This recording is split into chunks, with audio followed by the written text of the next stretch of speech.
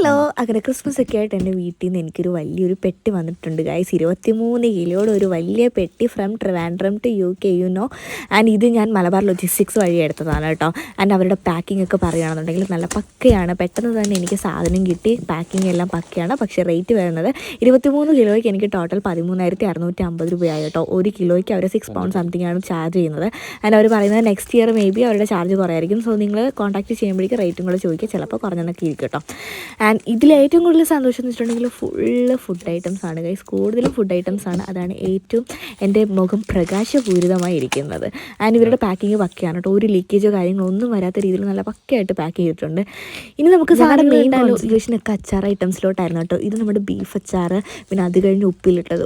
ഉപ്പിലിട്ടതൊക്കെ ഞാൻ ഭയങ്കരമായിട്ട് മിസ് ചെയ്യായിരുന്നു ഗൈസ്. അത് കഴിഞ്ഞ ഒരു വർഷത്തിന് ശേഷം മാങ്ങ ഉപ്പിലിട്ടതൊക്കെ കഴിക്കുമ്പോൾ കിട്ടുന്ന ഒരു ഫീലുണ്ട്. പിന്നെ മാങ്ങ അച്ചാർ കേട്ടോ. ഇത് നല്ല കടുമാങ്ങ അച്ചാർ വല്യമ്മയെ കൊണ്ട് ഡീപ്പിച്ചതാണ് കേട്ടോ. കാരണം വല്യമ്മയുടെ മാങ്ങ അച്ചാർ ഈസ് സോ സ്പെഷ്യൽ.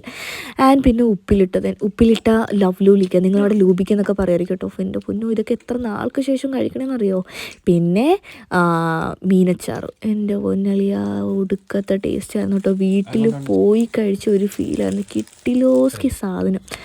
ആൻഡ് ഇത് നമ്മുടെ ചമ്മന്തിപ്പൊടി, പിന്നെ കൊഞ്ചുപൊടി, മാങ്ങ ഉപ്പിലിട്ടത്, റെഡ് ഹൽവ, പിന്നെ യെല്ലോ ഹൽവ, ബ്ലാക്ക് ഹൽവ, പിന്നെ 2 കുപ്പി അച്ചാറും, ഒരെണ്ണം എനിക്ക് കണ്ണനും. ഇത് ബീഫ് അച്ചാറാണ് കേട്ടോ. പിന്നെ ചക്ക വറുത്തത്, ലവ് ലോലിക്ക ഉപ്പിലിട്ടത്, പിന്നെ അത് 2 മീനച്ചാർ, അത് മറ്റേ ഇതില്ലേ ചിപ്സ്, മിച്ചർ, കപ്പ വറുത്തത്, അത് കൊളാബിൻ്റെ എൻ്റെ മേക്കപ്പ് സാധനങ്ങൾ, മഞ്ഞൾ, അരിപ്പൊടി, പിന്നെ മാങ്ങാച്ചാർ, നാരങ്ങ അച്ചാർ, പിന്നെ 2 സ്റ്റീമർ എടുത്തിട്ടുണ്ടായിരുന്നു, പിന്നെ എൻ്റെ കുറച്ച് ഡ്രസ്സും. അപ്പം അത്രയേ ഉള്ളൂ.